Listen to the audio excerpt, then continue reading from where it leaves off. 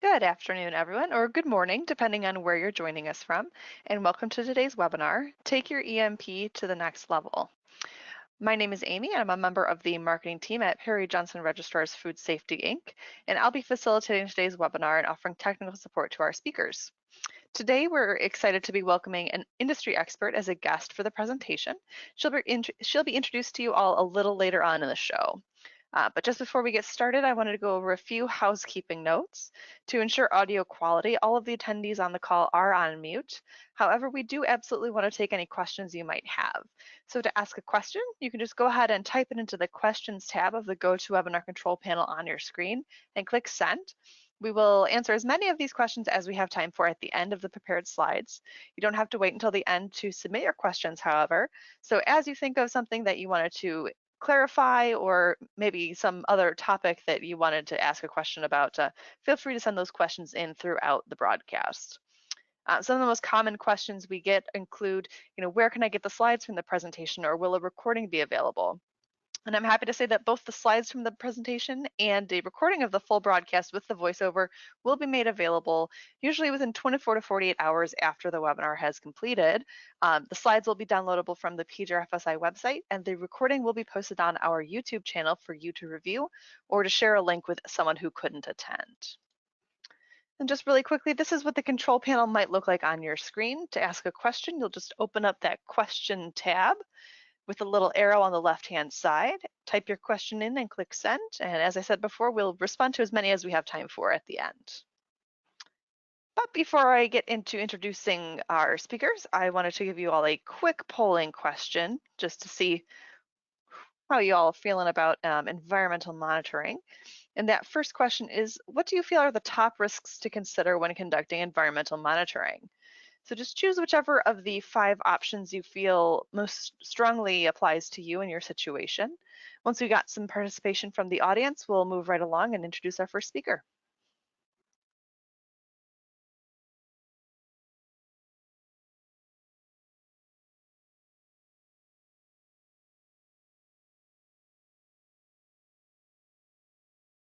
All right, we're looking at about 50% participation. I'd like to see a couple more votes if you can get your responses into this poll. All right, thank you very, very much to everyone who participated.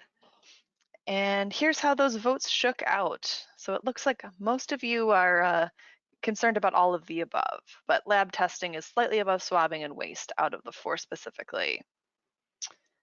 All right, now I'm going to go ahead and introduce our first speaker, and that's Paul Demarin. He is the Senior Vice President of Food Safety and Supply Chain at PGFSI. He joined us last year in January with over 35 years of experience in the hospitality, service, and retail food sectors. He's a board member of the OFPA, that's the Ontario Food Protection Association. He's also an advisory council member with the George Washington University School of Business for their digital marketing certificate program. And before he joined PGFSI, he worked for 16 years in the certification industry with clients in sectors from food safety and supply chain to brand protection and quality. Paul's also worked for many years in management system certification, and prior to that, he was a professional chef and a consultant for over 20 years. So Paul, I'm going to hand things over to you and you can take it away. Thank you very much, Amy. Thank you everyone for joining today. It's a real pleasure to have you all here, and certainly thank you to Mel that we're going to get to in just one moment. As I mentioned, you may have seen my post yesterday on LinkedIn. We've decided to change up the format for today's webinar and all future webinars. And in the past year, we've hosted about 50 different webinars, to the food safety industry, and I can't thank all of our speakers enough.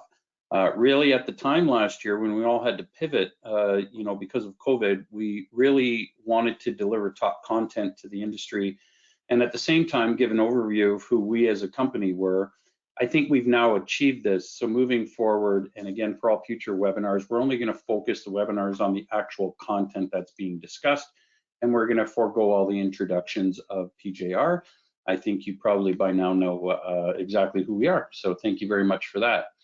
So at this time, let's move forward in the presentation, and I would like to, and I have the special pleasure of welcoming Melody Gee to our platform here today. Melody, or Mel, is a close colleague of mine. She's the Vice President of Governance, Intelligence, and Analytics over at Corvium. And today we're going to be discussing the still hot topic of environmental monitoring program and taking that to the next level. So let me just tell you a little bit about Mel.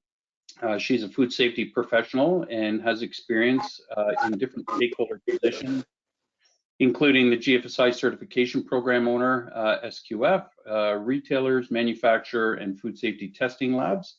At Corvium, she leads the Governance, Intelligence, and Analytic Department and supports the Compliance Data Analytics Training and Certification Program for food industry, and that is to achieve the elements of the Smarter Food Safety era. Ms. Gee holds both an MS and a BS in Food Science and Engineering and is certified with Data Science and a Six Sigma Black Belt.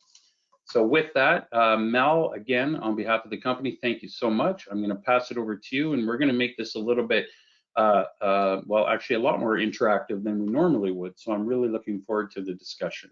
So over to you, Mel. Thank you, Paul. Thank you, Paul, and thank you, Amy. Nice meeting you virtually, everyone. Thank you, PJRFSI, for this opportunity to have me today to discuss this still on-trend topic with you all.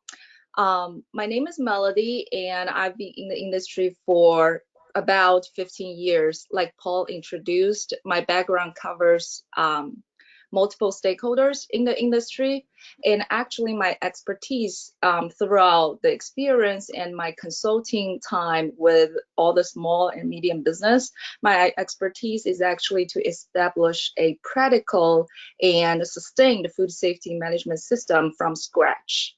So that's why today I'm actually also excited to share some of my thoughts how to design and develop your environmental monitoring program with you all here.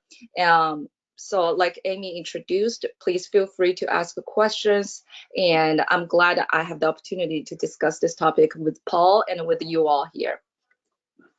Real quick, before I started the presentation, I would like to give a quick introduction or background on who is Corvium. So we are a company specialized in centralized digital transformation solution to give and help the industry reduce food risk and improve product quality. We also utilize the data that we collected through our API and modules through our food risk intelligence solutions to help the industry with your environmental monitoring practices, your sanitation practices, your product testing practices, ultimately assist our customers and food safety professionals in the industry with the compliance and conformance of your food safety measures. If you are interested, please feel free to click the website on the slide and to learn more about our product, who we are, and our service. So before we start, I guess, Amy, we have another polling question coming up. Yep, we absolutely do. Let me send that out to you all really quickly. And that just has to do, how do you ensure your EMP program meets GFSI requirements? As I said before, choose whichever of the options on your screen best matches what you all do at your organization. We'd like to see some good participation, at least 50 or 60%, so get those votes in and we will move right along once we see some votes come in. All right, and for those of you who might have joined us a couple minutes late, that is not a problem at all. We will have the slides as well as a recording of the presentation available within 24 to 48 hours of the webinar finishing. All right, so it looks like we've got some great participation. Thank you all so much for sharing your thoughts. It looks like the majority voted that they perform a gap analysis in order to ensure their EMP program meets requirements. So Melody, back over to you. Awesome. And then that's a great result. And then I'm actually, it echoes why we're here and then talk about this together. So the first polling question we discussed about the risks that I agree, and then I see people see there are a lot of potential risks from environmental monitoring. And then also for the second polling question tie in highly what we're going to discuss today. And I'm going to show you there's one way also you can internal review and align with your, to check if your EMP is meeting the requirements, besides gap assessment, besides the third-party consultant. So we are going to start with, and hopefully we're going to cover these 4 questions in today's webinar. First of all, we're going to understand what are the requirements for environmental monitoring program. Then I'm going to discuss a little bit, or I would like to invite you to think about it, is how do you design, or how are you visioning an effective environmental monitoring program at your own facility? Then we're going to talk about, I'm going to give some example of what can we learn from our own environmental monitoring program data. And then lastly, I want to raise these questions, or we're going to discuss more on, does our EMP really help prevent today's food safety incidents? Mel, it's very exciting to see this. It still remains a very important topic today. I guess before we just get into the main part of this, can you tell me in your own words, what do you feel is the main importance of environmental monitoring? That's a good question. And I think in my opinion, for a environmental monitoring, first, it needs to be risk-based. It is set and designed based on your operation needs. So in other words, the EMP can be executed and fit in your food production and operation daily, so it can be sustained. And then second important part for environmental monitoring is, of course, it's going to cover all the pathogens or potential hazards that going to potentially come from the environment, the production environment.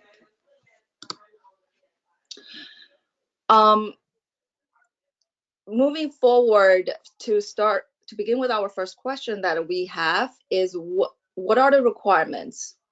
I use FDA requirements as an example, and like you can see, FDA pointed out that environmental monitoring for an environmental pathogen or for an appropriate indicator organism is contamination of a ready-to-eat food with an environmental pathogen is a hazard requiring a preventive control by collecting or testing environmental samples. Another verbiage of environmental monitoring you will see is when FDA is talking about sanitation controls. So whenever a sanitation control is deemed as a preventive control at your facility, an environmental monitoring program is required to verify the pathogen or biological concerns from the environment are controlled at your facility. So these are the 2 aspects, quote unquote, from the FDA requirements. And Mel, what, again, in your words, what is environmental monitoring in this aspect, and why is it required? So environmental monitoring, from my understanding, is to monitor and control all pathogens or any potential hazards that could come from the production environment and ultimately could cause harm or risks to your final product safety. Hence, then the product might potentially cause the harm or any potential health issues to the public, to the consumers. So this is important, not only to protect the public consumers' health, but also to prevent your product, your brand.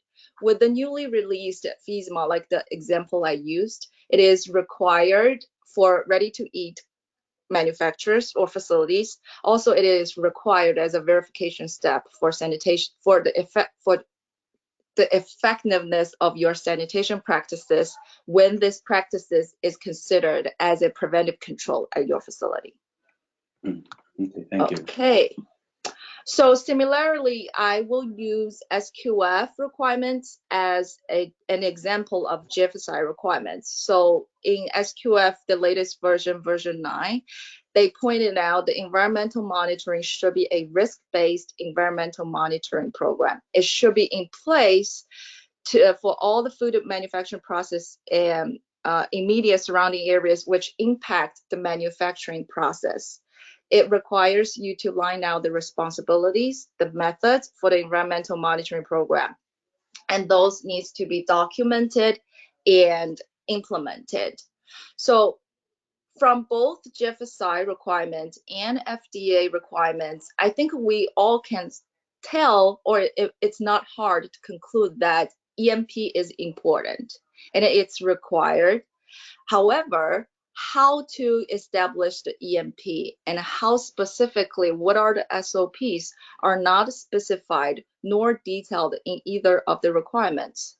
So what do these mean to us then, to us as a food safety professional? So in my opinion, I think we have a full control and a flexibility on how to address the EMP to go with our operation and align with our risk assessment.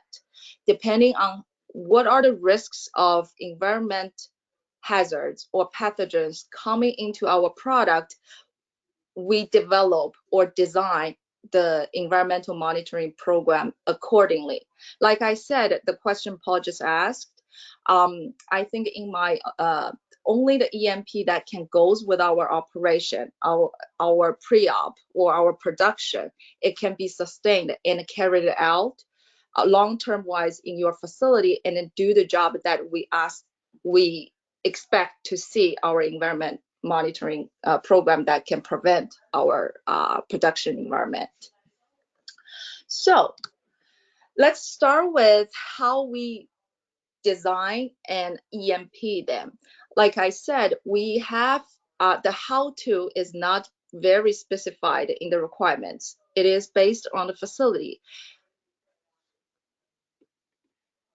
So I would like to divide this into 4 stages, and then that could potentially leading toward a practical environmental monitoring program design. So first thing first, we're going to identify the risks and the zones within your own facility. A lot of time I ask these questions like, do you really need to test Listeria every day or every lot? Is it Salmonella really a concern at your facility? The answer will be very vary based on what products you produce, but what kind of risks you're dealing with. But all these questions we should ask upfront when we, at the very first stage, when we design our environmental monitoring program. And then our zones can be considered against our existing hygienic zones, how we identify our sanitation practices, then we can establish our zones accordingly. Regardless, we are using zone 1 to zone 4 or food contact surfaces, non-food contact surfaces. Those are all based off the hygienic zones that we have for our sanitation practices. Then, based on the risk assessment and the zone being identified, then we can determine the pathogen to be tested according to the risks and according to the zones. Furthermore, down to the next stage will be the sampling and then the testing methods shall be identified and more importantly validated accordingly to make sure we are having an effective testing method for those pathogens that we would like to control. Now, I would like to invite you also to think about one question is, how often do you review your test point or your sampling locations? Do you consider those reviewing frequency at this stage, or you're considering the frequency at the end where we all collected samples knowing the results?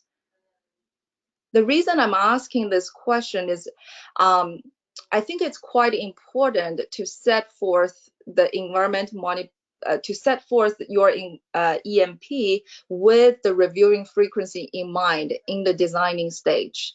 This will associate with the last stage in this designing roadmap of how this EMP overall fitting in your facility operation. Understanding the facility operation is a key when we design an effective EMP.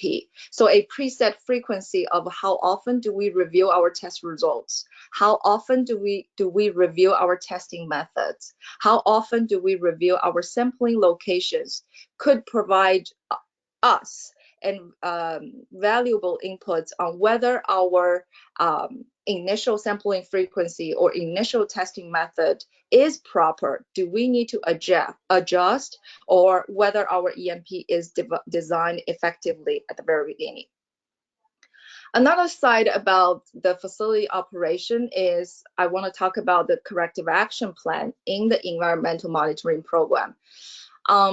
The time of completing a corrective action, and also how complicated it is to complete a corrective action, has also a direct impact to your facility operation. Ultimately, it will impact the implementation of your EMP, because we all know we need to get the production, the operation moving, and at the same time, we want to make sure the product safety is not compromised. So finding the balance of how we can balance EMP to stick with what we know from a food safety perspective and the operation we're running at the facility daily is crucial to make sure we can keep our EMP executed at all time. Mel, that's, you know, I'm hearing a lot of words here: adjust, adapt, pivot. These are all great topics and, you know, very interesting from my perspective. I think the point you mentioned about mapping is also very good and certainly helpful when starting to build an EMP. I've heard a lot about EMP sampling in the industry as well. Can you speak to the importance of that, or what your thoughts are there? Yeah, sure.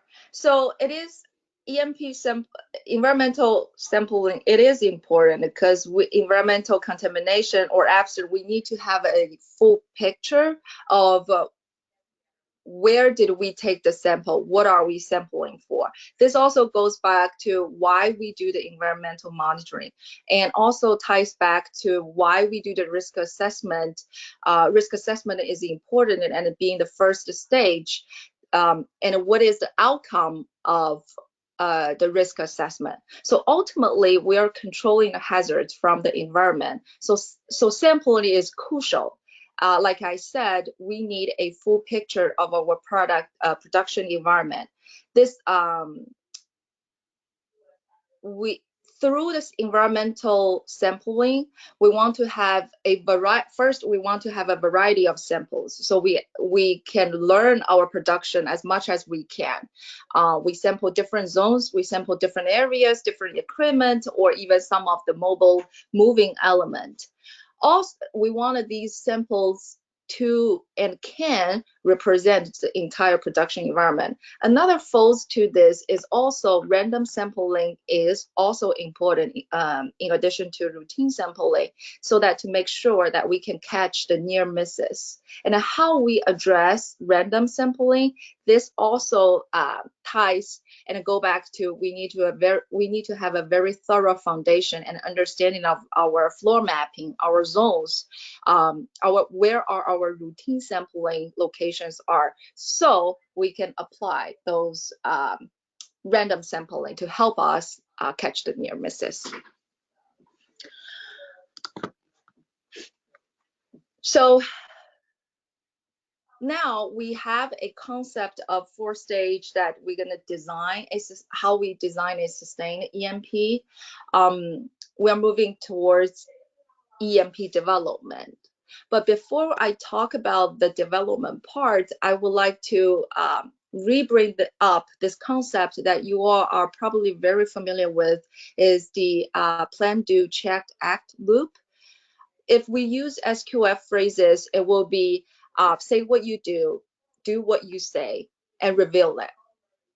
What I want to share here, that how the PDCA loop incorporate in the EMP development, is that it's not only important in the implementation stage, it is also important in the EMP writing development stage. We can keep this loop in when we write out our environmental monitoring program, to ensure that our program is complete, including the do part, check part, and act part.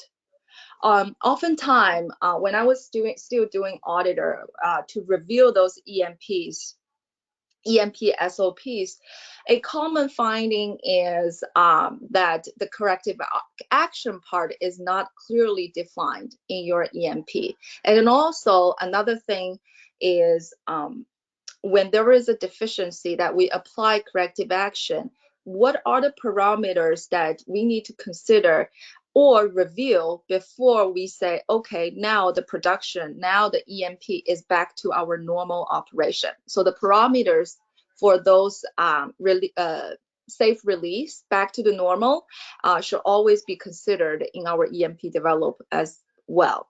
So with all those in mind, let's start with our EMP development. Like I said, the first stage is risk assessment. So to develop a EMP, we need to conduct an overall risk assessment. How environmental pathogens impact your facility particular and your product particularly.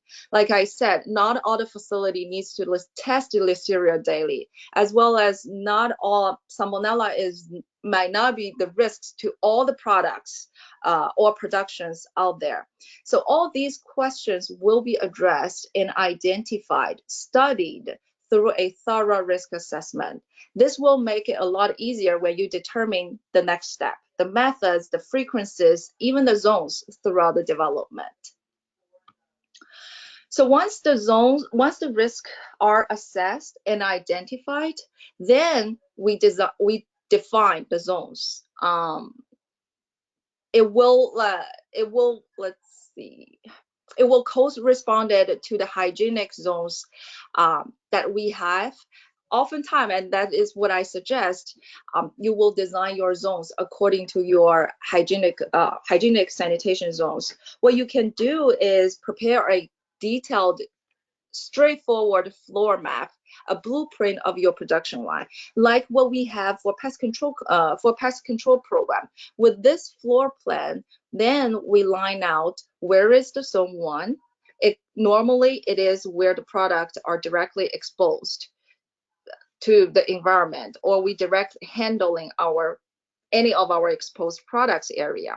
Then we move to zone 2. So zone 2 is those area adjacent to the direct exposed product production area. Then move to zone 3, which is sometimes the hallway or the warehouses, or where the basic GMP areas, the basic GMP practices are implemented areas. Lastly is the zone 4, which are the furthest zones that is away from the production area. The risk is relatively low, but that doesn't mean zone 4 isn't important. And sometimes we consider the offices, the hallways, the employee offices, those are all considered under zone 4. So after the zones are identified, I would encourage you to do another risk assessment. This time is based on each zones that you identified on your floor map.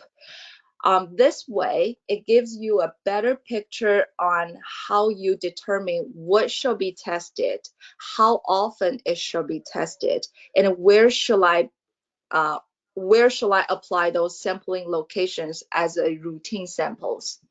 So once these are all set, it should give you a pretty good foundation to specify the actual testing methods. And a lot of these test methods are validated, and you can refer to USDA, FDA guidance, or AOAC certified methods. Also rely on a third-party labs, the testing methods that they are using. We're pretty established about this in the industry in terms of testing methods for a particular pathogen that you want to test for. Lastly, there will have to be a CAP plan in place for non-conforming results. This makes the difference how sustained your EMP will throughout the implementation. How long does it take to close a CA? Is CA needed for every single deficiencies you found from every single zones, or you conduct a correction right away and take time to look into what is the proper corrective action? How much does these corrective action plan will impact your actual production? How long does it take? All these questions, I would like you to think about it around, along with your own facilities situation. Another layer I would like to share here is that it is okay to have a positive or a presumed positive at your facility on your records or on your testing reports. The fact or what matters is what you do to correct it and to prevent it happen. So corrective action plan is the key. Thanks, Mel. Yep. Sorry, no, go ahead. Go ahead. No, I would just have one last re-emphasize is that you will need to address what are the criteria to release the production line back to normal after a corrective action is implemented, after a testing deficiency is received. Yeah, no, that's important. You know, when I look at the PDCA, that, you know, certainly goes way back back to Dr. Deming, in fact, but it's great to see it's still active in today's food industry. You know, I have conversations with our auditors quite regularly on this, but typically, do you find that most companies are ready to implement their EMP program? That's a good question, Paul. Yes, I think so. I think so. There are, well, we talk a lot about common findings, some of the common issues we see when we review the EMP SOP, but I still do think to current stage, the industry have a pretty good understanding on why we need an EMP SOP, why we designed this, and how we execute it. But there are definitely spaces to improve, and that's why I would like to encourage the audience to think about this plan, do, act, checked loop to make sure that we have all these aspects considered in our EMP SOP development stage. Okay, so we definitely, I would say, if someone asked me, I would say definitely spend a lot more time in the EMP development stage. And then once the EMP is implemented, actually our job just started.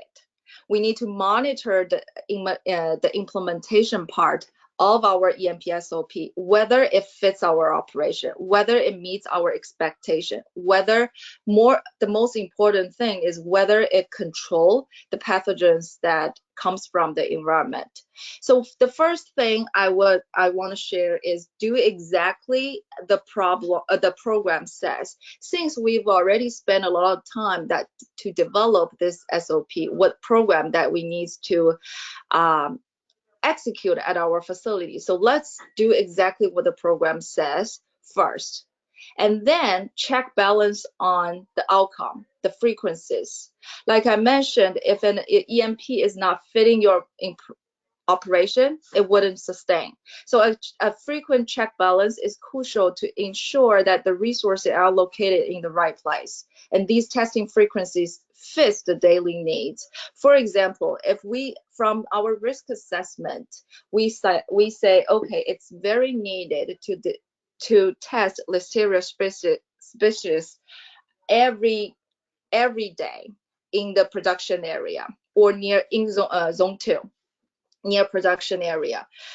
Maybe after a month, since it's a daily operation, or after a month or 2 months, let's check balance and see how the results tell us. Are all those negative results or are all those presumed positive results? Do we need to increase the frequency based on results, or do we need to decrease the frequency because we have a very robust sanitation practices in place? We might not need to test it daily. So those are the questions constantly we as a food safety professional to implement EMP need to ask ourselves. And this will ultimately save us a lot of time and cost at the end. Next is review the test results and trends, including sampling locations. we talked briefly before. This gives us a big picture on how well our EMP is executed. And then also this serves the foundation of reviewing and modifying the EMP. Our own test results are the best data. I always tell our, when I was doing consulting, I always tell my clients that our test results data or any data that we collected through our EMP execution are the best data elements and sources for us to conduct proper risk assessment moving forward. Like I mentioned before, it is okay to have a presumed positive. What makes it different is the corrective action plan. So also a corrective action implementation monitoring is crucial. How long does it have, did we apply corrective action after a deficiency happened? How do we apply it? That's the first thing. And then how long does it take to correct it? Lastly, is it really effective? We need to verify whether this deficiency is going to happen again in the future. So this gives us a reflection on how well our sanitation SOP it is. Like the in general goal of having an EMP is to verify whether a sanitation SOP is effective or whether we conducted proper sanitation. So all these, the deficiencies, the positive results, the corrective action, all these are a good overall picture for us to go back and think, is our EMP enough? Shall we go back, look at our SOPs throughout the implementation and execution? After all, review all the associated records besides what we talked about, the sampling, the test, the corrective action. Also look at the time, look at the cost, look at the human resources, the technicians. All these records give us a very good and thorough understanding of our EMP, if it is effective to our own production, if we allocate our resources effectively. Mel, you know, you've been in the industry for quite some time now, and I imagine that you've seen a lot with the different companies you've worked for as well. If you're looking at companies that are just starting to implement an EMP program, are there any areas, you know, that you've seen or that you noticed where companies are not meeting GFSI expectations or customer requirements? And, you know, if so, what do you think companies should be on the lookout for? I think we can go back to the first step. We look at the requirements, whether you're BRC, whether you're certified under BRC, FSSC, or SQF, what exactly line out in the requirements in the code, and then we have our current EMP SOP in place to see if it's meeting or aligned with the coding. Some common issues or common findings from the written SOP that we see before that could be a good reference for you is, first of all, all the responsibilities clearly assigned and identified. Who is leading the EMP or in charge of the EMP? If there is a deficiency, what is the reporting structure? Who shall I report to? Who should take action? Who is responsible for final release back to normal? Then another thing is clearly defining the test frequency, sample frequency, as well as the reviewing frequency. I think this might be coming from my experience. We are transitioning at that time, from SQF version 7 to version 8. We actually started adding, you have to review your test results in a preset frequency to be able to study and conduct analytics on your own test results. So oftentimes, back then, I see a lot of companies missing the reviewing frequency. And this is something could be a good reference for you, for the audience today, is how often do you review your test results? Those are something you can look into. Another aspect I will say is the sampling method. how exactly the SOP of taking the swabs, how exactly you want your technician to take the swab. Because we are all familiar with how to take the swab, this might become a blind spot in our SOP, but it's very important that how to take the samples, swabbing, how big, what is the area, the sampling area size, those are crucial and important to your technician when they go out to take the samples. How many samples do you take from one sample location? All these can be considered, or when you go back and review your SOP, and to see if you have all those issues covered.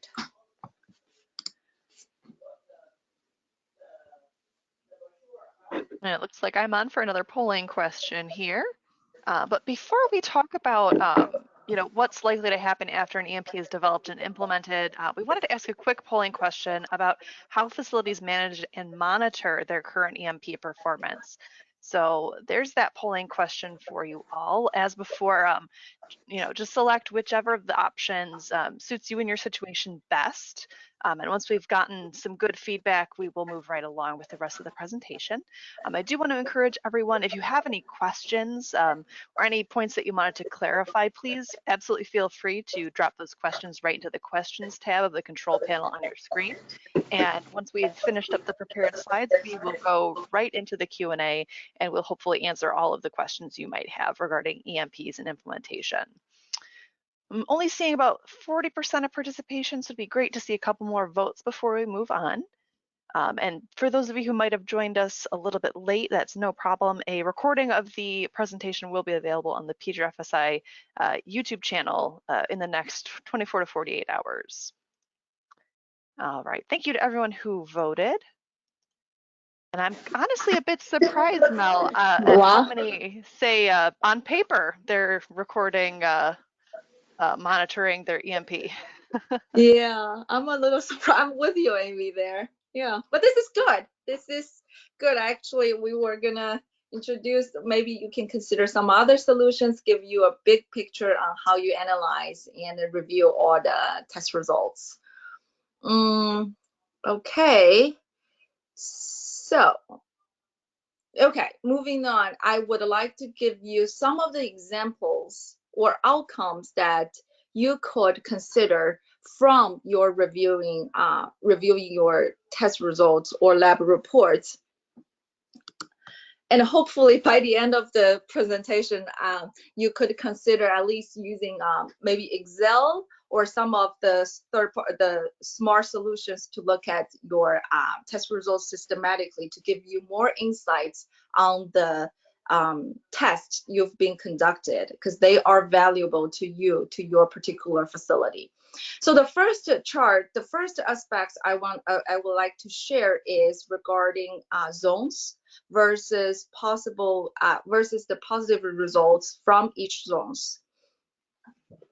So from your left side, the chart represents that the test amount in each zones. So as you can see that in zone 2, we have the highest amount of the sample collected and being tested, which is understandable because zone 2 is the most or relatively high risk area to the production. So we collected more samples. And within zone 2, Listeria species are tested the most. Now, on the right side of that chart, it demonstrates the average positive ratio by each zones. So as you can tell, zone 4 is actually having the highest average positive rate, which is 16.64% among all other zones. So what do these tell you? And I invite you to think with me together. Like, why zone 4 having the highest positive? Is it because it is the furthest zone? Is it because it's the least risks in the having the least risk to the production area? So sanitation practices are implemented less compared to other zones. I don't know the exact answer because each facility will have different answers to this question. but I encourage to consider and look back to your own test results. And then one more thing I would like to invite you to look at on the chart is zone 4 on the right side is zone 4 and 1 being the top 1 and 2 zones having the highest positive ratio. Yet zone 2 has the highest test amount overall. So how do you apply the corrective actions for these two zones? Should it be the same for zone 1 and zone 4, or they should be different? I also invite you to go back to your facility and look at your own data and then see if you will generate some similar conclusions from your testing result history and your own data.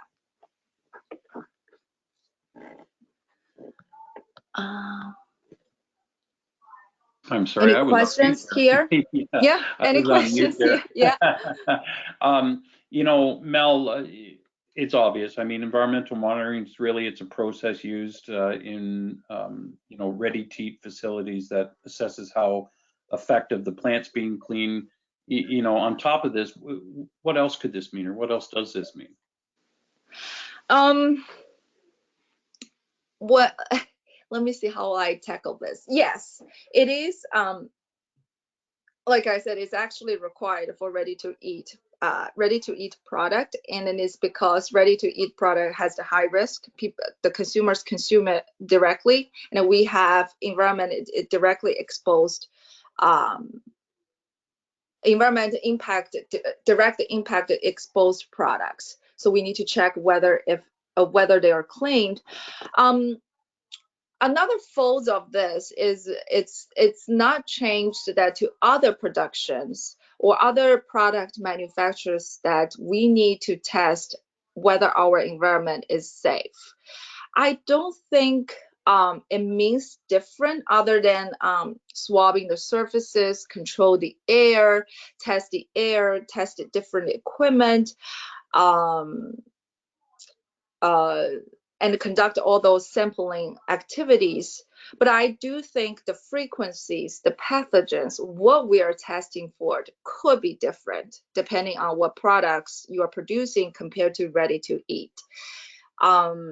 Sometimes in ATP testing, it could be just, it's enough for the type of environment that my facility is in.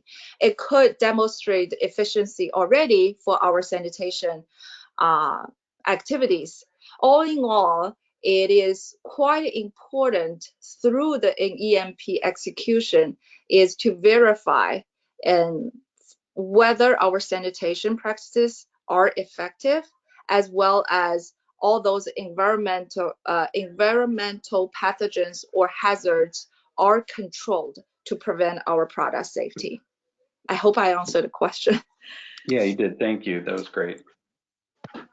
So moving on, another examples that I would like to invite you to think along with me is the test we conducted versus the recalls that we heard from FDA or the public. So a quick example is in 2019, from the USA biological recalls, the three main categories are Listeria mono, which are 52.1%, E. coli, and Salmonella. However, I took a real quick on the testing data that we have in the pathogen testing is the majority of the tests are conducted on Listeria species. We only have 12% tests conducted on Salmonella and 0.2% conducted on E. coli. So question is, are the testing helping the food safety incident? Whether we test the Listeria species, can it help the Listeria mono recall? I guess also dig in more is that when we get an indicate from Listeria SPP, what actions are we taking to prevent it is not a Listeria mono, it is not potentially a Listeria mono food safety incident? So this is another question or information I share with you all and encourage you to go back to look at your testing results. do we need to test that much of Listeria SPP versus we still have the recall? Do we have the recalls of our product or potential food safety incidents that internally occurred from product testing have a Listeria mono contamination? And how did we do that? How can we change our environmental monitoring program to sufficiently or effectively prevent Salmonella, Listeria mono, or E. coli recalls eventually? So moving on to after I gave 2 examples on how we can learn our own EMP testing data, and this highly fits in what we discussed at the very beginning, how we design our environmental monitoring program. First, does it address the risks at our own facility? Does it work with our operation? Some questions that I would like you to challenge or ask yourself that throughout the entire EMP execution, implementation, and design is how many, like you can tell, like stated on the slides, how many tested have you conducted annually? Are they effective? How many random tests do you test? How many critical issues have you identified? Are all these percentage of sampling locations among zones are risk-based? How do your test result trend compared to your public data? How do your test result trends compared to your peers in the industry? These questions, you can find a lot of the answers from your own data. And one thing I also would like to share is, I heard this a lot when I audit suppliers. I oftentimes ask the questions, why do you set up weekly to test Salmonella? And the manager will say, oh, it works throughout years, and I carried over from my previous QA manager. It's not wrong, it's right. If it works at your facility. But it's also good for you to go back and challenge on, yeah, why do I test it weekly? What are the risks Salmonella bringing to my product? Do I need to reduce or increase the frequency? All in all these questions, being challenged or asked to yourself, the answers are different. I could not give you a standard universal answers because every facility's operation is different. Every product risk is different.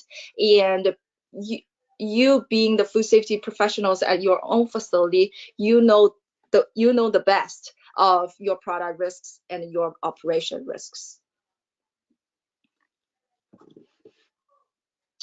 Okay, to moving forward to summarize our my presentation today is that I would like to bring a new thought to you all to rethink how you design and develop the EMP, and how can you collect those data for you to generate a conclusion or a constructive feedback to help you prevent the environmental pathogen risks. We all know every year QA asks budget or for each year, EMP is a cost center. It is. We need to buy software. We need to buy testing kits. We need to send out the sample for conducting analysis. It is a cost center. However, if we design our EMP fitting our operations, set up the frequency proper and fitting the needs, the risks that we identified, ultimately it's saving the cost for our company. It protect the brand, protect the product, our consumers. And if we don't have recall, we don't have withdrawals, we are saving a lot of the money for our company. So I encourage you all to spend more time to design the EMP at the very beginning and before you go out and then collect all those samples, because I believe a valid and a sustained that could be carried out and implemented EMP worth more than 1,000 more or random tests that you conducted. And if you conduct 1,000 tests that you don't review all those test results, that doesn't give you any valid information. So I would like you to look into more how you can collect those data in a centralized location that you can review them, report them, and conduct and generate conclusion that to help you to support the business sustain their operation and production, at the same time prevent product safety, prevent our brand. So thank you all, and I hope you find this set of presentation helpful, and I really encourage you to take those questions back and ask yourself, take a fresh eye and look at your SOPs when you go back to your production. And thank you, Paul, and I'll get back to you. Yeah, thanks, Mel. I really appreciate your time today. It was certainly great. And, just on the last slide, you were talking about the cost of an EMP. If you think about the alternative, the cost of, sick employees or sick, people in the industry that are having your product and you have a bad reputation because of that, or brand damage, it only makes sense to have a strong program and make sure that you budget accordingly for that. So at this time, again, thank you very much. I'm going to pass it back to Amy to do some question and answer. Absolutely. Thank you both so much. Just before we get into the Q&A, I did want to mention our upcoming list of webinars. We have a full schedule all the way through June on our website at pgrfsi.com/webinars. Just this week, we also have a webinar, Lessons from the Trenches, the Past, Current, and Future of Food Safety with Denise Webster, a good friend of Paul's and an excellent speaker. So I would encourage everyone to sign up for that webinar as well. All of our webinars are free to register, and we hope to see you on a future one. All right, I am going to go ahead and open up the questions tab. If you had any questions that you had thought of, please go ahead and get those in so we can respond to them while we've got Mel on the line here. I'm seeing a question here, Mel, from Jeremy. Jeremy is asking, in your opinion, what's the best practice for frequency of reviewing data? Oh, sorry, can you hear me? Or Yes, I think it is. I think it depends. It also goes back to how often you conduct a test. So, for example, if the salmonella is tested daily, I would say you can review the data quarterly or monthly. But if it's a test that you conducted quarterly, then I will say you probably need to, besides the annual review of the entire data to meet the GFSI requirements, you can collect longer time of those data and then do a review, maybe a year or 2 years. So the answer is it really depends on how often you test those different pathogens. All right, great. We've got a question here from Michael. Michael is wondering if you have any tips or recommendations on how to start transitioning from, and this goes back to that polling question where we were both surprised by the result, moving from the paper, lab reports and everything, moving from that to a more digital format. Do you have any recommendations of how to make that jump? Sure, come to Corvium. No, I would encourage you to take a deep dive in on the practices that you have now, and then look into where it needs to be digitalized, and look out for solutions out there that could provide you the proper to provide you the exactly needs that you need. We do have now very established APIs for collecting the sample locations, test results. We also have established a software to help you review, and we also have established a software to give you insights, to help you generate the report. So it depends on your needs, but all in all, it is that one thing I would like to maybe share is that it doesn't mean that our routine job is changed. It just means it gives us more time to spend on the design, the thinking part, how we can really execute EMP to help prevent food safety incidents. One universal solution also to help in this situation is if you currently are using Excel or lab reports and you wanted to do a digital transformation, do a risk assess, and it's mapping out all what are the needs we need, where are the gaps, and how much budget we are having, and what are the future risks when we incorporate digital solution, because the risks are shifted. It's no longer from swabbing, no longer from sending out the sampling, but more from we need to keep the information safe, we need to keep the data safe. So these are all the questions you can ask yourself when considering a digital transformation. Great. And on that same note, as a follow-up, would you recommend digitizing any historical data just for, just to have some comparison? Yeah, I would definitely recommend that. Yes. All right, fantastic. And then a good approach, to do the leap, because I see a lot of the audience are using lab testing report to study the trend, is you can start with having those data in log those data in Excel sheet. At least you can see what are the trends, where are the near misses, and then Excel spreadsheet can help you with the full digital transmission as well. So I always say we crawl before we walk before we run. So let's shift from lab testing results, the paper records, to some sort of digital format first. And then by then, once you get into Excel, the Excel gives a basic function for you to study the data, and you will generate your own conclusion. And then moving forward to give you a more in-depth insights from the historical data. And yes, I do. Please keep all those historical records, and those will help you when you do the full digital transformation to do the full insights and analytics. So do some data entry and then join Corvium. Is your recommendation? Yes. Yeah. All right, we are just about out of time. I didn't see any other questions come through. So if anybody had any other questions that maybe you didn't feel comfortable asking on the air, that's totally fine. Mel's email is on the screen there, or you can also reach out to PGRFSI. Our email address is very simple. It's just pgrfsi@pgrfsi.com. So if you send us any questions, we are more than happy to get those questions to someone who can get you the right answer.